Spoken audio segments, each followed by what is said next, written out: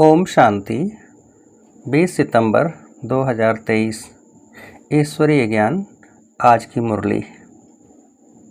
मीठे बच्चे, तुम्हें पुरुषार्थ कर एयर कंडीशन की टिकट खरीद करनी है।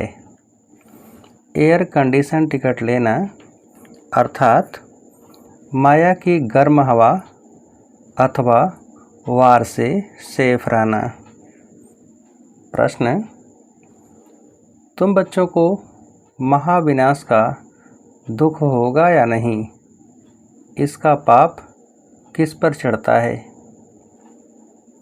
उत्तर: तुम्हें इस महाविनाश का दुख हो नहीं सकता, क्योंकि तुम तो फरिश्ता बनते हो। तुमको नॉलेज है कि अब सभी आत्माओं को मच्छरों सदृश वापस घर जाना है। तुम्हें किसी की मौत पर दुख नहीं होता, क्योंकि तुम साक्षी हो, देखते हो। तुम जानते हो आत्मा तो सदा अमर है। इस विनाश का पाप किसी पर भी नहीं लगता। यह तो जैसे लड़ाई का यज्ञ रचा हुआ है। सभी लड़ मरकर घर वापस जाएंगे। यह भी ड्रामा की भावी है। गीत। महफिल में जल उठी समा। ओम शांति। बच्चों ने एक लाइन गीत की सुनी। यह महफिल है किसकी? ज्ञान सागर की, जिसको फिर मनुष्य इंद्र की महफिल कहते हैं। इंद्र सभा। बहुत मनुष्य समझते हैं इंद्र पानी की वर्षा बरसाते हैं। बच्चे समझते हैं यह ज्ञान सागर परमपिता परमात्मा की सभा है।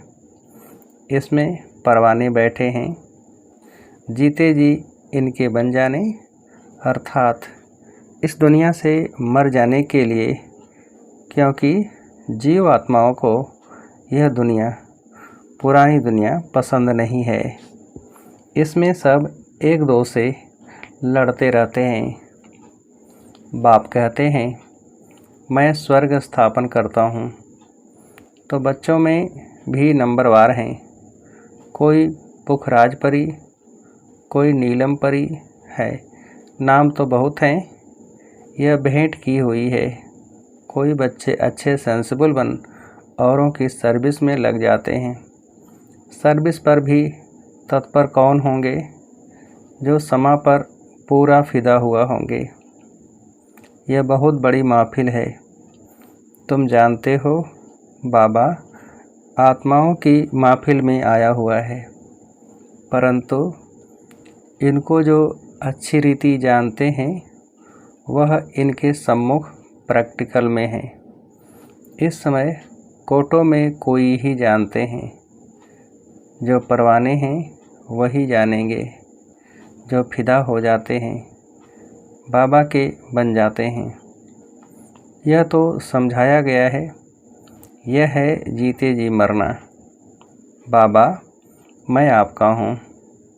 पहले हम आपके पास अशरीरी रहते हैं, फिर यहाँ आकर शरीर लेते हैं। बच्चों को जो भी ज्ञान मिलता है यह और कोई दे नहीं सकता, क्योंकि बाप को नहीं जानते। तुम बच्चों को परमपिता परमात्मा आकर पढ़ाते हैं। गाया हुआ है सभी वेद शास्त्र आदि गीता के पत्ते हैं। सब मनुष्य मात्र इस मांडवे में किसके पत्ते हैं? इस देवी देवता धर्म से ही सब निकले हैं। इसलिए तुम झाड़ के चित्र में देखेंगे कि शुरू में पत्ते नहीं हैं। पत्ते बाद में ही पैदा होते हैं, तो उन्हों को ऊपर दिखाया हुआ है। फाउंडेशन देवी देवता धर्म का है। पहले थोर एक होता है, फिर उनसे टालियाँ निकलती हैं, फिर पत्ते। बच्चों की बुद्धि में है कि यह विराट मनुष्य सृष्टि के धर्मों का झाड़ है। आजकल की गवर्नमेंट धर्म को नहीं मानती। कहते हैं हम सब आपस में रह सकते हैं, परंतु आपस में ठक ठक कितनी है। लड़ाई आपस में चलती ही रहती है, जैसे कि लड़ाई का यज्ञ रचा हुआ है। कहाँ न कहाँ लड़ते झगड़ते रहते हैं। यह भी ड्रामा में नूद है।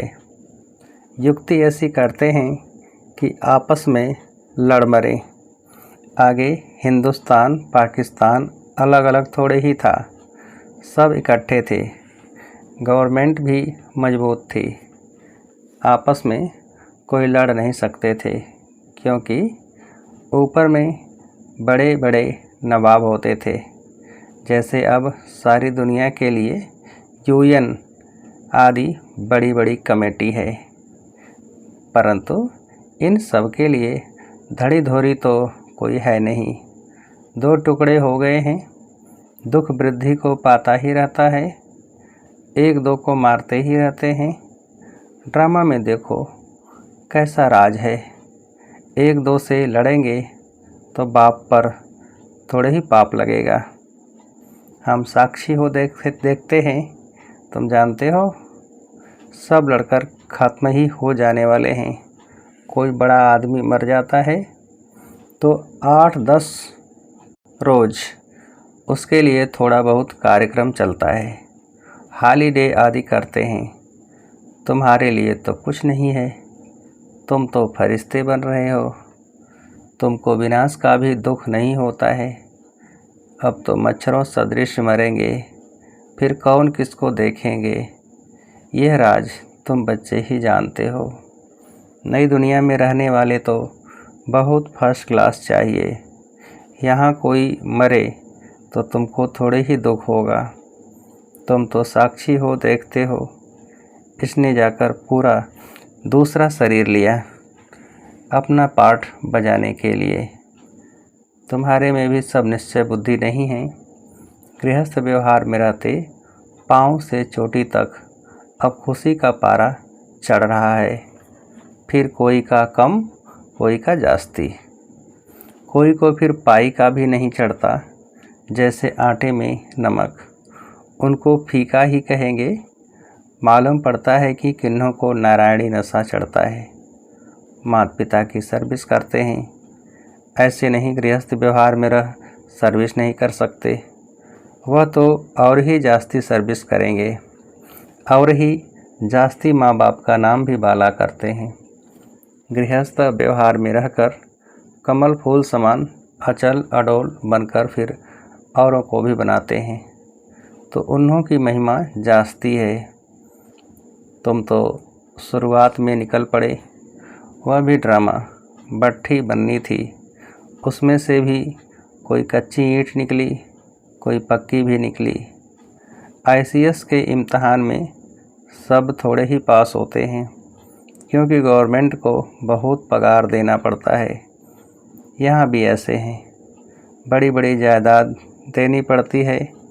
मुख्य 8 पास होते हैं, फिर 108 की माला बनती है। पुरुषार्थ कर ऊंच पद पाना है, रिजर्व कराया जाता है ना फर्स्ट क्लास। एयर कंडीशन में कभी गर्म हवा नहीं लगेगी। तुमको कोई भी इस दुनिया की गर्म हवा अर्थात माया का वार न लगे, इतना मजबूत होना चाहिए। 8 तो बिल्कुल फर्स्ट क्लास हैं, फिर 108 हैं। नाम भी है महारथी, घोड़े सवार, प्यादे। हर एक समझ सकते हैं कि हम कौन सी टिकट खरीद कर रहे हैं। हर एक को टिकट लेनी है। पुरुष को अपनी, स्त्री को अपनी टिकट लेनी है। स्त्री को चांस जास्ती है, क्योंकि पुरुष जो करते हैं तो उसका आधा हिस्सा स्त्री को मिल जाता है। स्त्री जो सौदा करती है वह कुछ भी देती है तो उसका हिस्सा पति को नहीं मिलता है, क्योंकि पुरुष तो रचयिता है, पैसे उनके हाथ में रहते हैं। वह जो करेगा उसका हिस्सा स्त्री को मिल जाता है। स्वर्ग में तो दोनों मालिक रहते हैं। बच्चा एक होता है, वर्षा भी वह पाता है, कन्या भी अपना हिस्सा कायदे अनुसार ले लेती है। कल्प पहले जो कायदा चला है वही चलेगा। वहाँ की रस्म रिवाज का ख्याल नहीं करना चाहिए। बाबा ने बहुत तो साक्षात्कार करा दिया है। कैसे राजधानी ट्रांसफ़र होती है, यहाँ ट्रांसफ़र होती है तो ब्राह्मण गुरुओं आदि को बुलाया जाता है। आगे की रस्म रिवाज बहुत अच्छी थी। जब वानप्रस्थ लेते थे तो बच्चे को बड़े प्रेम से गद्दी पर बिठाते थे कि अब तुम कारोबार संभालो। अभी तो बिल्कुल बूढ़े हो जाते हैं तो भी छोड़ते नहीं हैं। आगे बच्चे मातृ स्नेही होते थे, अब तो मातृद्रोही बन पड़े हैं। माँ की भी छोटी पकड़ बाहर निकाल देते हैं। इसको कहा जाता है धुंधकारी, मातृद्रोही। सतयुग में ऐसी बातें नहीं होती। तुमको तो बहुत खुशी होनी चाहिए। महफिल की महसूसता तुमको यहाँ आएगी। यह ज्ञान सागर तो जहाँ होगा वहाँ मेला होगा। नदियों का मेला होता है ना, तुम नदियाँ तो आपस में मिलती रहती हो। यह तो है ज्ञान सागर और नदियों का मेला। यह है जगत अम्बा सरस्वती, उनका भी नाम बाला है। माँ के पास भी कितने मेले मिलने आते हैं, क्योंकि उनकी मुरली बहुत अच्छी थी। बच्चियाँ भी महसूस करती हैं कि मम्मा की मुरली अच्छी खींचती थी। यह है सागर और नदियों की महफिल। बहुत बच्चे आ जाते हैं, पहले सागर फिर नदियाँ, छोटी नदियाँ या बड़े कैनाल आदि होते हैं ना। तुम हर एक समझ सकते हो कि हम छोटी नदी हैं या बड़ी नदी। बड़ी बड़ी नदियों को बुलाते हैं कि आकर भाषण करो, तो ज़रूर वह तीखे हैं। मम्मा को कितना बुलाते थे, शिव बाबा का मिला हुआ खजाना आकर दो। तुम बच्चियां जाकर ज्ञान रत्नों का दान करती हो। ज्ञान का एक एक वर्षंश लाखों रुपयों का है। शास्त्रों में कोई ज्ञान के वर्षंश नहीं हैं। अगर होते तो भारत बहुत साहूकार होता। तुमको तो रत्न मिलते हैं जिनसे तुम 21 जन्म के लिए साहूकार बनते हो। अभी संगम युग पर तुम सबसे ऊंचे हो, फिर सतयुग त्रेता में तुम्हारी डिग्री कम हो जाती है। अब तुम ईश्वरी दरबार में बैठे हो। तुम जानते हो बाबा 21 जन्मों का वर्षा देने वाला है। उनको ही सब याद करते हैं। दूसरे सब दुख देने वाले हैं। दुख देने वाली चीज़ को हमेशा भूला जाता है। हे बाबा, हमारे तो आप हो, दूसरा न कोई। परंतु श्री कृष्ण का नाम सुना है तो उनको ही याद करते हैं। तुम श्री कृष्ण की राजधानी में थे। बाप इस कंसपुरी को श्री कृष्णपुरी बना देते हैं। आसुरीपुरी से फिर दैवीपुरी बन जाएगी। फिर दिखाया है कि असुरों और देवताओं की लड़ाई लगी। देवताओं की जीत हुई। देवताएं रहते हैं स्वर्ग में। वास्तव में तुम्हारी लड़ाई है 5 विकारों से। अभी रामायण की बड़ी धूनी लगेगी, क्योंकि दशहरा आता है, गवर्नमेंट भी मनाती है, रामलीला करते हैं, परंतु यह जानते नहीं कि रावण क्या चीज़ है। कई बच्चे कहते हैं निष्ठा में बिठाओ। वास्तव में याद तो चलते फिरते करना है, परंतु जो सारे दिन में याद नहीं करते उनको बिठाया जाता है कि यहाँ बैठने से कुछ न कुछ याद करें। बहुत हैं जो सेंटर्स में जब आते हैं तो याद में रहते हैं, घर गए तो खलास। याद करने की प्रैक्टिस नहीं है, बुद्धि और तरफ भटकती रहती है। बच्चों को समझाया गया है कि आत्मा स्टार है, जिसको बिंदी भी कहते हैं। स्टार में तो ऐसे कोने होते हैं, बिंदी में नहीं होते। स्टार्स इसलिए कहते हैं क्योंकि भेंट की जाती है। लकी सितारे कहा जाता है। बिंदी रूप आत्मा में ज्ञान की चमक है। आत्मा बिंदी में सारा पार्ट है। बाप कहते हैं, मुझ बिंदी में यह पार्ट है जो मैं भक्ति में बजाता आया हूँ। तुम बच्चों का सबसे जास्ती पार्ट है, क्योंकि तुम ऑलराउंड चक्र लगाते हो। तो चक्रवर्ती राजा भी तुम बनेंगे। दुख हो चाहे सुख हो, तुम ही पाते हो। मेरा पार्ट तुम्हारे जितना नहीं है। मैं वानप्रस्थ में चला जाता हूँ, फिर भक्ति मार्ग में मेरी सर्विस शुरू होती है। याद भी करते हैं ड्रामा अनुसार जिस जिस देवता की पूजा करते हैं, साक्षात्कार फिर भी मैं कराता हूँ। यह ड्रामा में मेरा पार्ट है। वह समझते हैं हमको इनसे साक्षात्कार होता है, इनमें भी भगवान है। समझते हैं गणेश से साक्षात्कार हुआ तो गणेश में भी परमात्मा है। इससे ही सर्वव्यापी का ज्ञान उठा लिया है। और तुम सब बच्चे कहते हो हम सब बाबा को याद करते हैं, अर्थात सब में बाबा की याद है, तो इससे भी सर्वव्यापी समझ लेते हैं। बाप कहते हैं मेरी याद में भी सब नंबरवार पुरुषार्थ अनुसार रहते हैं। जितना जो याद करेंगे उतना विक्रम विनाश होंगे। बाकी आत्मा तो हर एक में अपनी अपनी व्यापक है। मैं कोई बच्चे में भी प्रवेश कर किसका भी कल्याण कर सकता हूँ, परंतु उन्होंने फिर उल्टा अर्थ कर दिया है। ड्रामा में वह भी नूद है। ड्रामा अनुसार सबको पार्ट मिला हुआ है। यह शास्त्र आदि बनाने का भी ड्रामा में पार्ट है। बनाएंगे वही जिन्होंने आगे बनाए थे। गीता सुनाते हैं, फिर कल्प बाद ऐसे ही सुनाएंगे। तो अब बच्चों की महफिल में बाप बैठे हैं जो मुझे जानते हैं। मैं उन्हों के बीच में ही सो बताऊँ। बाकी जो जानते ही नहीं उस महफिल में बैठ क्या करेंगे। तो भाषण आदि करते हो तो बहुत आते हैं। उनकी समा के साथ महफिल नहीं कहेंगे। समा के साथ महफिल तो यहाँ है। कोई फिदा होते हैं, फिर और तरफ बुद्धि योग चला जाता है। जब तक संपूर्ण बने बुद्धि जाती है। कर्मातीत अवस्था, संपूर्ण निर्विकारी अवस्था अभी नहीं कर सकते, वह अंत में होगी। फिर यह पुराना शरीर छूट जाएगा। यह पुरानी खाल है। आत्मा इन पुरानी कर्मेंद्रियों से काम लेती है। अच्छा, मीठे मीठे सिकिलते बच्चों प्रति माता पिता बाप दादा का याद प्यार और गुड मॉर्निंग। रूहानी बाप के रूहानी बच्चों को नमस्ते। हम रूहानी बच्चों की रूहानी बाप को नमस्ते। धारणा के लिए मुख्य सार। पहली पॉइंट, शिव बाबा से मिला हुआ खजाना सभी को बांटना है। अविनाशी ज्ञान रत्नों का दान करके 21 जन्मों के लिए साहूकार बनना है। दूसरी पॉइंट, अपनी अवस्था अचल अडोल बनानी है।